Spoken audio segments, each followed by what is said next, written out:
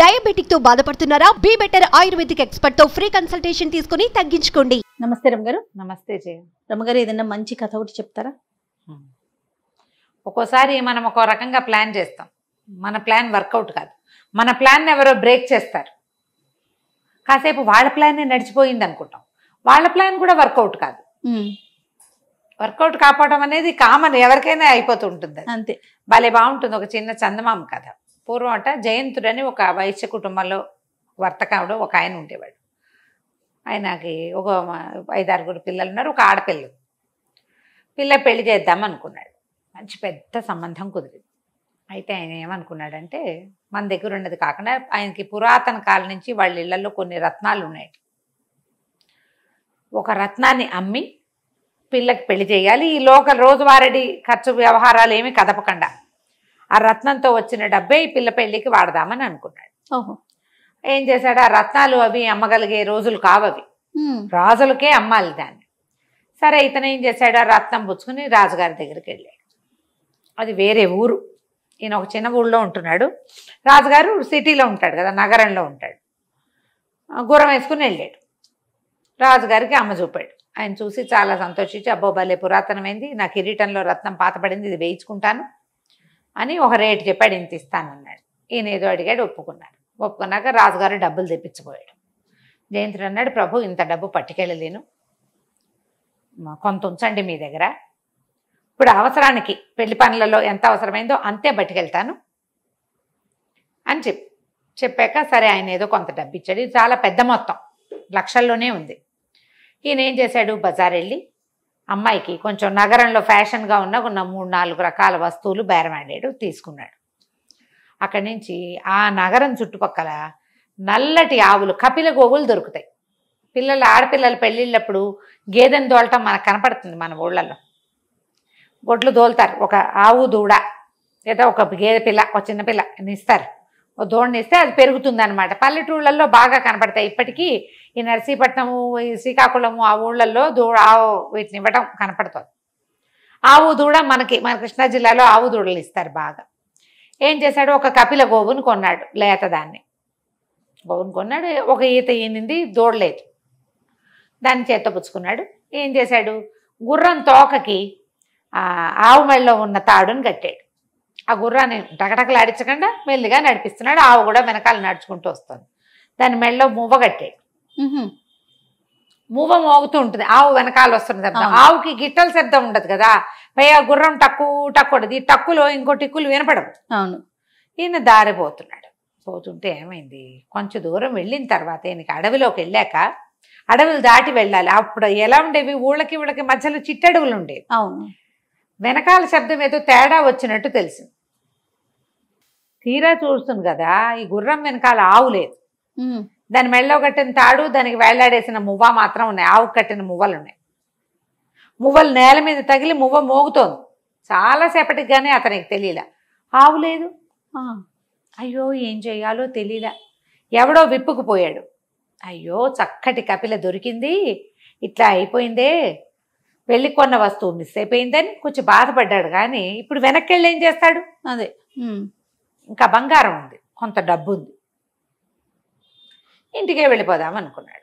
ఇంకా కొంచెం ముందుకెళ్ళాడు. ఈ ఆవుని విప్పుకెళ్ళిన వాడు గండుడని ఒక గండడు, వాడి పేరు ఒక దొంగ, వాడు ఒక గజ దొంగ. వాడికి ప్రచండుడని ఇంకో కొడుకున్నాడు. ఈయన ఎప్పుడైతే బంగారపు కొట్లో బంగారపు సామాన్లు కొంటున్నాడో అప్పుడే చూశారు వాళ్ళు, బంగారం ఉంది, ఇంకా డబ్బు ఉంది. ఇప్పుడు మూట తీసి లెక్కించి ఇచ్చేటప్పుడు కొంత ఇచ్చాడు, కొంత మూటలో ఉంది కనపడుతుందిగా. మనం పర్సులు తీస్తే జనాలు చూడరు మన. అవును. పైగా అవేమో నాణేలు, రొంటిని దోపుకున్నాడు. వీళ్ళకి తెలిసింది, కపిలని కొట్టేసి డబ్బులు కూడా కొట్టేయాలి. ఆవునేమో తను విప్పుకెళ్ళిపోయాడు. తన కొడుకు అయిన ప్రచండుణ్ణి ఈ బంగారము డబ్బు కొట్టేయటానికి నియమించాడు. ఈయన ముందుకు వస్తుంటే ఏమైంది, ఒక పెద్ద ఏరుంది. ఆ ఏటి పక్క నుంచి వెళ్ళాలి. ఒకడు ఆ ఏటి గట్టు మీద నిలబడి దభేల్మని పడ్డాడు నీళ్ళలో. ఈయనేమనుకున్నాడు, అయ్యో పాపం ఎవడో నడుస్తూ పడిపోయాడు కుర్రాడని గబగబా గుర్రం దిగేసి, మరి పైన ఉన్న చొక్కా గిక్క, మరి బట్టలు తడిచిపోతాయి కదా, చొక్కా పంచా ఊడదీసి లోదుస్తులు ఉన్నాయి లోపల చిన్న గావంచాలంటిది కట్టుకుంటారు కదా, కౌపీనం గోచి లాంటి గబుక్కుని దాంతో దిగాడు నీళ్ళల్లోకి. దిగేసరికల్లా ఆయన ఎక్కడి నుంచి ఆ మనిషి పడ్డాడో అక్కడి నుంచి దిగుతుంటే కాలికి ఏదో తగులుకున్నట్టయింది. దూకే లోపల పడిపోయాడు. ఈయన పడి నీళ్ళలోకి కిందకి వెళ్ళిపోయాడు. కాలికి ఏదో తాడు బిగిసిపోయింది. ఈయన అది విదిలించుకుని తాడేదో పట్టుకుందని చూసుకుని అది విదిలించుకొని పైకి వచ్చేసరికల్లా గట్టు మీద గుర్రం లేదు. ఈయన కాలికి ఒక తాడు రాయి తగులుకునేలాగా పెట్టాడు ఆ ప్రచండు. ఈయన అడుగు ఆ తాడులో వేసి నీళ్ళకు ముందుకు పడేసరికి ఆ రాయి కట్టిన తాడు బిగిసిపోయింది. బరువుకి ఈయన వెంటనే తేలని. ఇప్పుడు అలవాటైన ఈతవాడైనా నీళ్ళలోకి ఒకసారి మునగానే ఇట్లా మునిగి ఇట్లా తేల్తాడు. కాలికి బరువు ఉండేసరికి వెంటనే తేలలేకపోయాడు. ఆ 2 minutesని వాడుకున్నాడు ఈ ప్రచండు. గుర్రాన్ని బట్టల్ని మూట కట్టుకుని తీసుకుపోయాడు. ఈయన పైకి వచ్చి చూస్తే గుర్రం లేదు, బట్టలు లేవు, రొంటిని దోపుకున్న డబ్బులు, బంగారపు వస్తువులు గుర్రానికి పెట్టుంది, సంచి తగిలిచ్చింది మొత్తం. ఏం చెయ్యాలో తెలియలే ఈయనకి. గోచి ఒకటి ఉంది ఒంటి మీద, ఎంత బిడియంగా ఉంటుంది. పెద్ద వ్యాపారస్తుడు, పల్లెటూళ్ళలో మంచి చిన్న ఊళ్ళో బ్రహ్మాండమైన వ్యాపారం ఉంది. నగరానికి వెళ్ళి రాజును చూడగలిగే సత్తా ఉన్నవాడు గోచిపాతతోటి మిగిలాడు.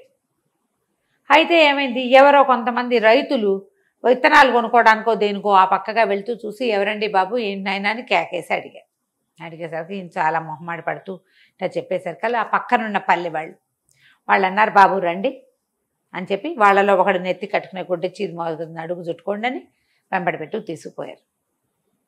రాత్రికి అన్నం పెట్టి అక్కడ పడుకోబెట్టుకున్నారు. ఈయనకు గోచిపాతం ఎక్కడికి వెళ్తాడు, అటు ఇంటికి వెళ్ళే దూరము కాదు, ఇటు నగరానికి వెళ్ళే దూరము కాదు. సరే వాళ్ళ దగ్గర అన్నం తిని మర్నాడు పొద్దున వాళ్ళు ఇచ్చిందే ఓ పంచా గావంచా కట్టుకుని ఓ చొక్కా వేసుకుని రాజుగారిని చూడబోయాడు. ఇట్లా అయ్యిందండి అంటే అయ్యా మిగతా డబ్బు ఇప్పించండి. డబ్బులకేముందండి ఇప్పిస్తాం కానీ మరి పోయింది, మొత్తం కావాలంటే ఇచ్చేస్తా, మీ డబ్బంతా మా దగ్గరే ఉంది, మీరు కొంచెమే కదా తీసుకెళ్ళారు, ఇస్తాం కానీ మరి పోయిన వాటి మాట ఏమిటి, మీరు ఉండండి చెప్దామని ఏం చేశాడు, ఊళ్ళో రాజుగారి చాటింపు ఇచ్చారు.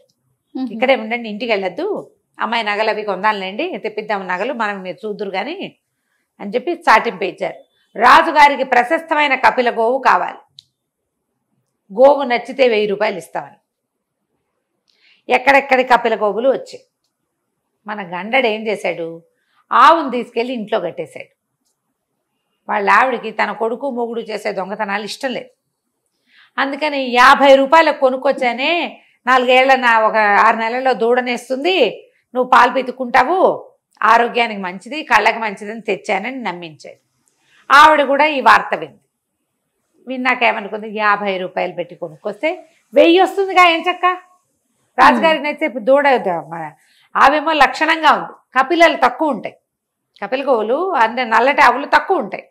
ఈవిడ ఆవును తోలుకోబోయింది. అక్కడికి తోలుకున్నాక ఆ మొత్తం ఆవులన్నీ వచ్చేసినాయి, ఊళ్ళో ఉన్నవన్నీ అందరు తీసుకొచ్చారు. 1000 రూపాయలకు ప్రతివాడు ఆశపడతారు. మనం ఈ వ్యాపారస్తుడు జయంతుడు ఉన్నాడుగా, రాజుగారు అన్నారు జయంతుడిని ఈ మొత్తం వీటిల్లో చూసి ఏ ఆవు మందో కనిపెట్టండి అన్నాడు. ఈయన ఏం చేశాడంటే ఆ గోవుకి కొమ్ముకి ఒక ఎర్రదారం కట్టాడు. ఆవు అప్పుడే కదా కొన్నాడు, ఎట్ట గుర్తుపడతారు, అదేలే ముచ్చటకి కట్టాడు, ముద్దుగా ఉందని దిష్టి తగలకుండా ఎర్రదారం కట్టి మెళ్ళలో మువ్వలు కట్టాడు. ఈయన మువ్వలు ఈయన దగ్గరే ఉన్నాయి, దారం మాత్రం దాని దగ్గర ఉంది, ఆవు దగ్గర.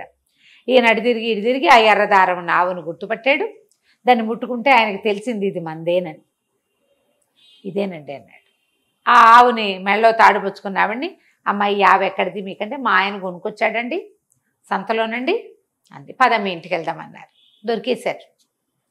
సరే ఆవుని ఇక్కడ ఉంచుకుని డబ్బులు ఇస్తాం పా మీ ఇంటికి పద, నువ్వు 1000 రూపాయలు మేము పట్టుకెళ్తామని 2 సైనికుల్ని ఇచ్చి వాడిని బట్టుకురండి రా అని పంపించాడు. ఈ గండడు వచ్చాడు, ఆవు కూడా ఇటు వచ్చేసింది, కానీ ఆ ప్రచండు ఇంటికి రాల. ఏమైందో తెలియలే. ఇంతలో జయంతుడు ఇంటి దగ్గర నుంచి ఒక వార్తాహరుడు వచ్చాడు.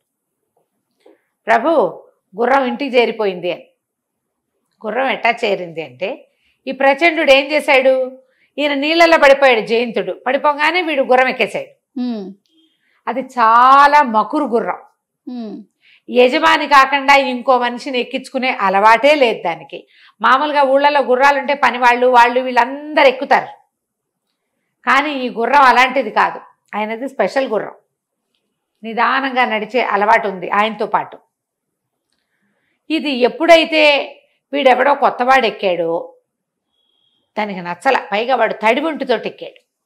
నీళ్ళ నుంచి వచ్చేసాడు కదా, వచ్చేసరికల్లా అది విదిలించుకోబోయింది. వీడు దాన్ని గట్టిగా పట్టుకున్నాడు. అది అటు ఇటు అటు ఇటు అటు ఇటు చేసేస్తోంది. వీడికి భయం వేసింది. వాడికి గుర్రం ఎక్కితే అది ఇంటికి తీసుకుపోతుంది అనుకున్నాడు.